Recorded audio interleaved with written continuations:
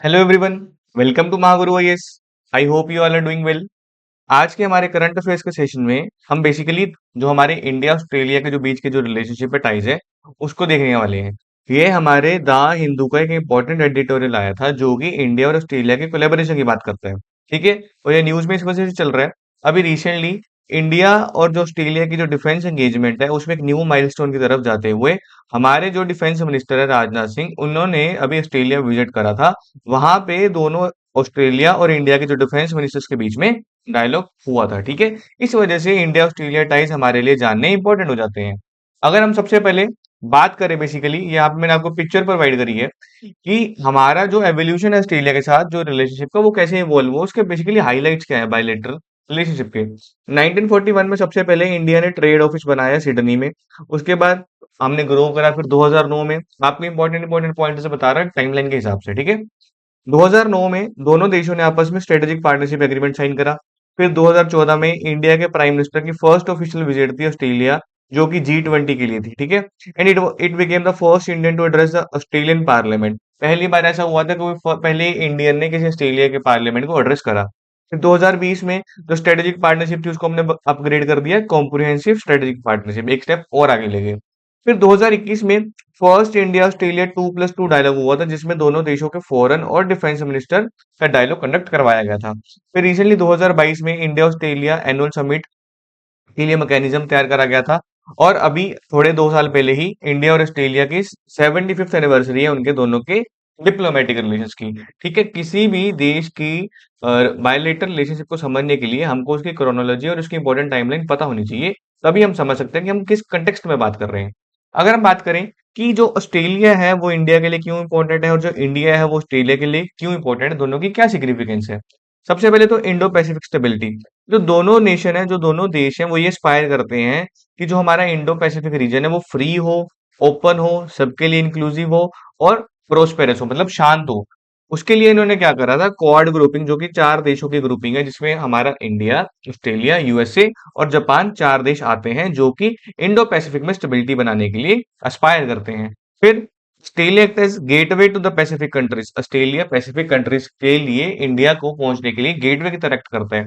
India को help करता है ताकि जो पैसिफिक आइलैंड कंट्रीज है जैसे कि किरिबाटी, सोलोमन आइलैंड्स, वहां पे ज्यादा एक्सेस अच्छे से मिल सके। क्योंकि जो ऑस्ट्रेलिया है इन देशों के ऊपर, छोटे छोटे कंट्रीज के ऊपर, जो पैसिफिक आइलैंड कंट्रीज है, इनके ऊपर काफी ज्यादा इन्फ्लुएंस, हमारा जो दबदबा है वो एक्सरसाइज करने को देखने को मिलता है। उसके बाद इंडियन डायस्पोरा। रिसेंटली जो सर्वे हुआ था ऑस्ट्रेलियन ब्यूरो ऑफ स्टैटिस्टिक्स का, उसमें ये बोला गया था कि ऑलमोस्ट 6,20,000 के जो लोग हैं, जो कि ऑस्ट्रेलिया पॉपुलेशन का 3% के आसपास के हैं, वो इंडियन एथनिसिटी से बिलोंग करते हैं, जो कि काफी बड़ा नंबर हो जाता है। फिर अपहोल्डिंग इंटरनेशनल लॉ। दोनों देश एस्पायर करते हैं कि जो इंटरनेशनल कानून है उसको बनाया रखे, हमारा जो कानून है, न्याय व्यवस्था, उसको मेंटेन रखे। Both Nations have a firm commitment. दोनों देशों ने कमिट करा हुआ है कि हम रूल बेस्ड इंटरनेशनल ऑर्डर पे बिलीव करते हैं। सोवरन इक्वालिटी ऑफ नेशंस होनी चाहिए, कि सबको बराबर का अधिकार है, जो कि आपसी जो संबंध जो बने हो वो इस हिसाब से बने हो कि इज्जत बनी रहे, म्यूचुअल रिस्पेक्ट हो और आपस में अंडरस्टैंडिंग बनी रहे। उसके बाद अगर हम जियो स्ट्रेटेजिक कंसिडरेशन की बात करें, तो जो ऑस्ट्रेलिया की प्रोक्सिमिटी है, प्रोक्सिमिटी मतलब जो ऑस्ट्रेलिया है वो मेनली इंडियन ओशन के पास लोकेटेड है ना, अगर उसका ऊपर वाला हिस्सा इंडियन ओशन से लिंक्ड है। इस वजह से एक्टिव एंगेजमेंट जरूरी हो जाती है इंडिया को स्ट्रॉन्ग पोजीशन होल्ड करने के लिए इंडियन ओशन एरिया में। ठीक है, क्योंकि ऑस्ट्रेलिया वहां पे भी इन्फ्लुएंस एक्सरसाइज करता है। और बाद में अभी हो क्या रहा है, ऑस्ट्रेलिया की जो हमारे लिए सिग्निफिकेंस इस वजह से भी इंपॉर्टेंट हो जाती है। ऑस्ट्रेलिया सपोर्ट कर रहा है इंडिया को न्यूक्लियर सप्लायर ग्रुप्स में मेंबरशिप दिलवाने के लिए, और जो यूनाइटेड नेशन सिक्योरिटी काउंसिल में लॉन्ग पेंडिंग रिफॉर्म्स हैं उसको लेके आने के लिए ऑस्ट्रेलिया इंडिया को सपोर्ट कर रहा है। उसके बाद एनर्जी सिक्योरिटी। ऑस्ट्रेलिया का जो लॉन्ग टर्म और जो सिक्योर लिक्विफाइड हमारा जो नेचुरल गैस की सप्लाई है, वो इंडिया की सप्लाई को डाइवर्सिफाई कर सकता है, क्योंकि अभी एट प्रेजेंट इंडिया ज्यादातर अपनी इंपोर्ट सप्लाईज के लिए मिडल ईस्ट पे रिलाइड है। बट अगर ऑस्ट्रेलिया के साथ हमारी पार्टनरशिप अच्छी होगी तो हम एनर्जी सिक्योरिटी की तरफ बढ़ सकते हैं और इंडिया अपनी मार्केट को डाइवर्सिफाई भी कर सकता है। उसके बाद डिफाइन चाइना। चाइना के यहाँ पे कॉमन फैक्टर है। ऑस्ट्रेलिया और इंडिया दोनों देशों को पता है कि चाइना हमारा जो इंडो पैसिफिक के लिए एक बहुत बड़ा थ्रेट है। ठीक है, ऑस्ट्रेलिया को पता है कि जो चाइना का डिजायर है वो इंडो पैसिफिक में डोमिनेटिंग फोर्स बनने का है। ठीक है, इस वजह से दोनों देशों की एक्टिव पार्टिसिपेशन जरूरी हो जाती है, ताकि जो भी चाइना का कोई भी ऐसा इलिसिट एक्शन हो, उसको इस एरिया में काउंटर करा जा सके। ठीक है, ये हमने बात करी कि दोनों देश एक दूसरे के लिए क्यों जरूरी है, ऑस्ट्रेलिया इंडिया के लिए और इंडिया ऑस्ट्रेलिया के लिए। अगर मैं आपको यहाँ पे एक मैप दिखाऊं आपकी एक विजुअल मेमोरी के लिए, ऑस्ट्रेलिया बेसिकली यहाँ पे है। ये हमारा साउदर्न ओशियन, ये इंडियन ओशियन का ऊपर हिस्सा, ये कोरल सी का एरिया जिसको हम कोरल ट्रायंगल भी बोलते हैं। नीचे सारा हमारा अंटार्कटिक आता है। ठीक है, ये पूरी जो बाउंड्री है ये ऑस्ट्रेलिया है। Western Australia, northern, southern, Queensland, New South Wales, उसके साथ में न्यूजीलैंड। ठीक है, ये ऊपर के छोटे छोटे जो एरियाज है ना, ये यहाँ पे छोटे छोटे पैसिफिक आइलैंड नेशन सिचुएटेड है, जैसे पापुआ न्यू गिनी हुआ, किरीबाटी हुई। ठीक है, इस वजह से ऑस्ट्रेलिया इंपॉर्टेंट हो जाता है। उसके बाद अगर हम बात करें कि कौन से ऐसे एरियाज हैं, कौन से ऐसे सेक्टर्स हैं जहां पे दोनों देश अभी बहुत अच्छे से कोऑपरेट कर पा रहे हैं। सबसे पहले कॉम्प्रिहेंसिव स्ट्रेटेजिक पार्टनरशिप। 2020 में इंडिया और ऑस्ट्रेलिया ने अपनी जो स्ट्रेटेजिक पार्टनरशिप जो कि 2009 में साइन करी थी, उसको 2020 में अपग्रेड करा, किसमें? कॉम्प्रिहेंसिव स्ट्रेटेजिक पार्टनरशिप में, जब लीडर्स की वर्चुअल समिट चल रही थी। उसके बाद दोनों देशों के बीच में बहुत अच्छी डिफेंस कोऑपरेशन है। रेगुलरली 2+2 मिनिस्ट्रियल डायलॉग, मतलब फॉरेन मिनिस्टर इंडिया के, हमारे डिफेंस मिनिस्टर इंडिया के और उनके सेम काउंटर पार्ट, मतलब ऑस्ट्रेलिया के भी फॉरेन और डिफेंस मिनिस्टर दोनों आपस में मिलते हैं। इस वजह से इसको 2+2 मिनिस्ट्रियल डायलॉग बोला जाता है, जो कि 2021 में शुरू हुआ था। ठीक है, और बाद में इंडिया और ऑस्ट्रेलिया ने आपस में म्यूचुअल लॉजिस्टिक सिक्योरिटी एग्रीमेंट भी साइन करा था। फिर उसके बाद इंडिया मालाबार में पार्टिसिपेट करता है, क्योंकि जो मालाबार एक्सरसाइज होती है। ठीक है, और उसके बाद रिसेंटली 2023 में तालिस्मान साबरी एक्सरसाइज हुई थी, इसमें इंडिया को भी इनवाइट करा गया था ऑस्ट्रेलिया के द्वारा। उसके बाद अगर हम एजुकेशन कोऑपरेशन की बात करें, 2023 में दोनों नेशन ने आपस में एक एग्रीमेंट साइन करा था, एक ऐसा मैकेनिज्म तैयार करा था जो कि दोनों देशों की डिग्री रिकॉग्निशन के ऊपर काम करता है, कि जो ऑस्ट्रेलिया की डिग्री है वो इंडिया में वैलिड है, जो इंडिया की डिग्री है वो ऑस्ट्रेलिया में वैलिड है, गिवन द कंडीशंस, आप कुछ जो टर्म्स एंड कंडीशंस फुलफिल करते हो। जैसे कि जो डीकिन और वोलोगोंग यूनिवर्सिटी ऑस्ट्रेलिया की, उन्होंने रिसेंटली अपने कैंपस ओपन करे हैं इंडिया की गिफ्ट सिटी गांधीनगर गुजरात में। ठीक है, उसके बाद दोनों देशों के बीच का अगर हम इकोनॉमिक कोऑपरेशन की बात करें, दोनों देशों का जो आपस में बायलेटरल ट्रेड है वो ऑलमोस्ट 28 बिलियन डॉलर के आसपास पहुंच चुका है, अगर हम फाइनेंशियल ईयर 2021-22 की बात करें। ठीक है, उसके बाद दोनों देशों ने ईसीटीए, जो हमारे इकोनॉमिक कोऑपरेशन ट्रेड एग्रीमेंट है, 2022 में साइन हुआ। इसके चलते दोनों देशों के बीच में जो ज्यादातर एक्सपोर्ट्स थे उसमें काफी ज्यादा टैरिफ हटा दिए गए, है ना, और जिसमें नहीं हटाया गया उसमें काफी ज्यादा कम कर दिया। ठीक है, रिड्यूस कर दिया। ईसीटीए इकोनॉमिक कोऑपरेशन ट्रेड एग्रीमेंट, और जिसका जो bilateral trade almost 28 billion dollar touch कर चुका है। उसके बाद सिक्योरिटी कोऑपरेशन, अगर हम दोनों देशों की बात करें, जो दोनों नेशन है, जो दोनों देश हैं, वो क्वाड के बहुत एक्टिव मेंबर है। क्वाड मैंने आपको बताया ना, इंडिया, ऑस्ट्रेलिया, जापान और हमारा यूएसए। ठीक है, ये चार देशों का ग्रुप है। ऑस्ट्रेलिया ने हमारा जो बेसिकली मालाबार नवल एक्सरसाइज थी 2020-21 में ज्वाइन करी, और दोनों देश आपस में रेगुलरली इस सिक्योरिटी एग्रीमेंट पे भी काम करते हैं। फिर अगर हम एनर्जी कोऑपरेशन की बात करें, तो सिविल न्यूक्लियर एग्रीमेंट 2014 में दोनों देशों के बीच में साइन करा गया था, और रेन्यूएबल एनर्जी जो कि 2022 में एक लेटर ऑफ इंटेंट साइन करा गया था दोनों देशों के बीच में, कि हम आने वाले टाइम में एनर्जी सप्लाई के ऊपर भी काम करेंगे। जिसके बाद इंडिया ने almost 10 million Australian dollar announce करे थे, कि जो भी कंट्रीज, हमारी जो इंटरनेशनल सोलर अलायंस बनाया गया था इंडिया और फ्रांस के द्वारा, उसका मतलब ये था कि हम सोलर एनर्जी के ऊपर हम इन्वेस्ट करेंगे, और जो भी पैसिफिक आइलैंड कंट्रीज हैं जो ऑस्ट्रेलिया के इन्फ्लुएंस में आती है, इंडिया उनको ऑलमोस्ट 10 मिलियन ऑस्ट्रेलियन डॉलर की ग्रांट देगा। ठीक है, उसके बाद साइंस एंड टेक्नोलॉजी, इस सेक्टर की अगर बात करें, तो जो ऑस्ट्रेलिया का साइंटिफिक रिसर्च फाउंडेशन है वो जॉइंट रिसर्च और डेवलपमेंट के ऊपर काम कर रहे हैं इंडिया के साथ, और उन्होंने रिसेंटली सर्कुलर इकोनॉमी हैकाथॉन जो कि 2021 में ऑर्गेनाइज करी गई थी, उसके ऊपर काम करा। और ऑस्ट्रेलिया भी एट प्रेजेंट इंडिया को, जो इंडिया का जो most awaited, most upcoming mission जिसका नाम गगनयान मिशन है ऑस्ट्रेलिया, उसमें भी इंडिया को सपोर्ट कर रहा है। फिर अगर हम पीपल टू पीपल टाइज की बात करें, तो जो ऑस्ट्रेलिया है वो इंडिया के टैलेंट को काफी ज्यादा प्रमोट करता है। Australia basically future skills initiative चलाता है, और कुछ मैत्री स्कॉलरशिप और कुछ फेलोशिप्स हैं जो इंडिया ऑस्ट्रेलिया के लिए चलाता है। ठीक है, यहाँ पे मैंने आपको कुछ एक छोटी सी पिक्चर भी प्रोवाइड करी है, ये सेम वही मिनिस्ट्री ऑफ एक्सटर्नल अफेयर्स की साइट से मैंने आपको बता रहा हूँ मैं, जो भी हुआ था। इकोनॉमिक कोऑपरेशन दोनों देशों के बीच में 28 बिलियन के आसपास पहुंच चुकी है। इंडिया ऑस्ट्रेलिया का 9th लार्जेस्ट ट्रेडिंग पार्टनर है। ठीक है, ये दोनों देशों की इन्वेस्टमेंट है, और इंडिया ऑस्ट्रेलिया हमारा economic cooperation and trade agreement 2022 में साइन हुआ और फोर्स में आया, जिसके चलते हमने काफी चीजों से हमारा टैरिफ रिमूव कर दिया, और जिन पे रिमूव नहीं करा उस पे रिड्यूस कर दिया। ठीक है, ये तो हमने बात करी कि कौन से एरियाज में भी कोऑपरेशन देखने को मिल रही है। बट हर सिक्के के दो पहलू होते हैं, अगर कोऑपरेशन है तो कहीं ना कहीं चैलेंजेस भी होंगे ही। कुछ ऐसे कौन से की एरियाज हैं की पॉइंट है जो हमको पता होने चाहिए कि दोनों देश अभी एट प्रेजेंट फोकस कर रहे हैं। सबसे पहले कोल माइन कंट्रोवर्सी अभी रिसेंटली न्यूज में भी चल रही थी। अडानी कोल माइन का प्रोजेक्ट था ऑस्ट्रेलिया, उसके ऊपर कंट्रोवर्सी चल रही थी। ठीक है, और कुछ लोगों ने, कुछ जगह पे एक्टिविस्ट ने वहां पे उसके खिलाफ प्रोटेस्ट भी करा। ठीक है, जिसकी वजह से दोनों देशों के बीच में रिलेशनशिप में स्ट्रेन देखने को मिला। फिर वीजा वीजा इश्यूज, ये बहुत इंपॉर्टेंट पॉइंट है। यहाँ पे बहुत सारे कंसर्न्स एक्सप्रेस करे गए हैं कि जो इंडियन स्टूडेंट्स और जो प्रोफेशनल वहां पे जा रहे हैं, उनके ऊपर वीजा रिस्ट्रिक्शंस बहुत ज्यादा लगाई जा रही हैं।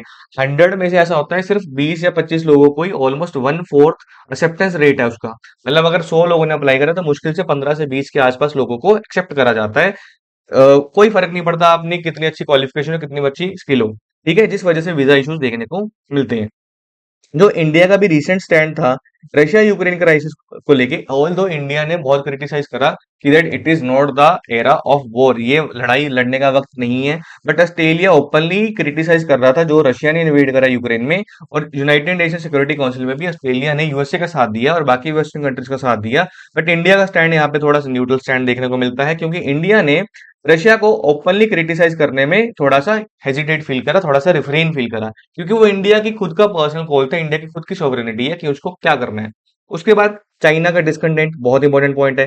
चाइना बेसिकली अनहैप्पी है, खुश नहीं है, क्योंकि उसको दिख रहा है आने वाले टाइम में ऑस्ट्रेलिया और इंडिया के बीच में आपस में कोऑपरेशन बढ़ती जा रही है। चाइना यहाँ पे है, इंडिया यहाँ पे है, ऑस्ट्रेलिया यहाँ पे है। ये बीच का सारा एरिया इंडो पैसिफिक है। अगर इन दोनों देशों में कोऑपरेशन बढ़ेगी तो चाइना साइडलाइन हो जाएगा, और जो इंडो पैसिफिक का एरिया है वो उस पे उसका कंट्रोल लूज होने लग जाएगा। इस वजह से जो चाइनीज गवर्नमेंट है, उन्होंने जो क्वाड का जो डायलॉग हुआ था अभी, उसको, उसके खिलाफ प्रॉपर फॉर्मल डिप्लोमेटिक प्रोटेस्ट जाहिर करा और उसको एक एशियन नाटो के नाम पे उसको डिस्क्राइब करने की कोशिश करी। उसके बाद लैक ऑफ यूरेनियम सप्लाई। 2017 में ऑस्ट्रेलिया ने पहली बार यूरेनियम की शिपमेंट भेजी थी इंडिया को, बट वो बहुत कम अमाउंट में थी और ये बताया गया था, इट वाज साइटेड कि that it is a small sample, हमने सिर्फ स्मॉल सैंपल भेजा है, सिर्फ ये देखने के लिए कि वो टेस्टिंग पर्पसेस में कैसे काम करते हैं, हम आपको अभी कुछ भी सप्लाई नहीं कर पाएंगे। फिर इंडियन डायस्पोरा, जो वहां पे इंडियन लोग रह रहे हैं, उनके खिलाफ कहीं ना कहीं वहां पर वायलेंस देखने को मिलता है। अभी रिसेंटली इंडियन डायस्पोरा के ऊपर अटैक देखा, मंदिरों के ऊपर हमले देखने को मिले। ठीक है, जो वहां पे जो खालिस्तान सपोर्टर्स रह रहे हैं वो इंडिया के लोगों को अटैक कर रहे हैं, जिसकी वजह से जो दोनों देशों के बीच के जो टाइज है उसमें थोड़ी सी रुकावटें देखने को मिलती है। ये मैंने आपको यहाँ पे एक और इमेज प्रोवाइड करी है जो कि ट्रेड की बात करता है कि कैसे दोनों देशों ने आने वाले टाइम में 2.80 बिलियन के आसपास, जो कि 2019-20 में था, उसको 8 बिलियन आसपास के एक्सपोर्ट के पास ले गए। It's a very big achievement. ठीक है, तो इंडिया ऑस्ट्रेलिया के पास बहुत ज्यादा पोटेंशियल है आगे ग्रो करने का। अगर हम बात करें कि हमको ऐसे दोनों कंट्रीज को कौन से स्टेप लेने चाहिए, कि क्या करा जा सकता है जो इंडिया ऑस्ट्रेलिया के टाइज है उसको और स्ट्रेंथन करा जा सके। सबसे पहले इकोनॉमिक कॉम्पिटिटिवनेस के ऊपर काम करना पड़ेगा। इंडिया को अपना ट्रेड कॉम्पिटिटिवनेस एनहांस करना पड़ेगा, जैसे चाइना के खिलाफ, जापान के खिलाफ और एशियन कंट्रीज के खिलाफ। ताकि, क्योंकि अभी हो क्या रहा है, ऑस्ट्रेलिया का इन हमारे कॉम्पिटिटर्स के साथ already free trade agreement sign हो चुका है। इंडिया बस इसमें कहीं पीछे ना रह जाए, इस वजह से इंडिया को अपनी इकोनॉमिक कॉम्पिटिटिवनेस बढ़ानी पड़ेगी। फिर रिलीजियस पोलराइजेशन को कम करना पड़ेगा। इंडिया को रिसेंटली ये भी एड्रेस करना पड़ेगा कि जो उसके बीच के जो इंटरनल रिलीजियस डिविजन हैं, ताकि वो क्रेडिबिलिटी को इंक्रीज कर सके। होता क्या है कि जब इंडिया में कुछ प्रोटेस्ट होता है तो कुछ ऐसी चीज हो जाती है कि ऑस्ट्रेलिया की गवर्नमेंट ने अगर कमेंट कर दिया तो दोनों देशों के बीच में थोड़ा सा स्ट्रेन आ सकता है। अगर इंडिया अपने पोलराइजेशन को कम करे, रिलीजियस पोलराइजेशन को, तो दोनों देशों के बीच में रिलेशंस भी ठीक हो सकते हैं। उसके बाद डिप्लोमेटिक डिप्लोमेटिक एंगेजमेंट को थोड़ा और एक्टिव करना पड़ेगा, बढ़ाना पड़ेगा। अगर हमको थोड़ा लंबे टाइम के लिए डिप्लोमेसी चाहिए तो ऑस्ट्रेलिया को अपने कुछ टैक्स लॉज को अमेंड करना पड़ेगा, ताकि जो इंडिया की फर्म्स है, इंडिया की जो कंपनीज है, वो अपनी टेक्निकल इनकम को इंक्रीज कर सके, जिसके साथ दोनों देशों में इन्वेस्टमेंट बढ़े और इनकम बढ़े और दोनों देशों के बीच में रिलेशनशिप इंक्रीज हो। फिर साइंस एंड टेक्नोलॉजी के ऊपर कोलैबोरेट करना चाहिए। ठीक है, ऑस्ट्रेलिया ने रिसेंटली 1.1 बिलियन का इनोवेशन एजेंडा चलाया था इंडिया को सपोर्ट करने के लिए, जो कि इंडिया का स्टार्टअप इंडिया और मेक इन इंडिया के साथ अलाइन में आता है। अगर दोनों देश इन सेक्टर्स में काम करते हैं तो हमारे पास बहुत अच्छा स्कोप है आगे ग्रो करने का। फिर स्पेस सेक्टर में कोऑपरेशन करनी चाहिए, एनकरेजमेंट होनी चाहिए यहाँ पे। India basically commercial space solution provide कर सकता है ऑस्ट्रेलिया को, क्योंकि ऑस्ट्रेलिया भी अभी बहुत पिछले 5-6 साल से अपने स्पेस सेक्टर पे बहुत एक्टिवली काम कर रहा है। और इंडिया की एक्सीलेंस पूरा देश, पूरी दुनिया देख चुकी है कि इंडिया का जो स्पेस सेक्टर है, स्पेस इंडस्ट्री है, वो बहुत अच्छे से काम कर पा रही है। चंद्रयान हुआ, मंगलयान हुआ, अभी इंडिया गगनयान पे काम कर रहा है। तो ऑस्ट्रेलिया को यहाँ पे हेल्प मिल सकती है। उसके बाद हमको कुछ कॉमन इंटरेस्ट के ऊपर काम करना पड़ेगा। स्ट्रेटेजिक डायलॉग के साथ हमको हमारे जो शेयर्ड कंसर्न है, जैसे चाइना के खिलाफ काम करना है, टेररिज्म के खिलाफ काम करना है, मैरीटाइम सिक्योरिटी को इंक्रीज करना है, इसको हम बायोलेटरल सिक्योरिटी डिक्लेरेशन से आगे बढ़ा सकते हैं। ठीक है, ये थे कुछ स्टेप्स कि हमारे इंडिया ऑस्ट्रेलिया के टाइज कैसे हम और अच्छे से एनहांस कर सकते हैं। अगर हम इस पूरे टॉपिक के कंक्लूजन की बात करें, हमने पूरे टॉपिक में से क्या देखा?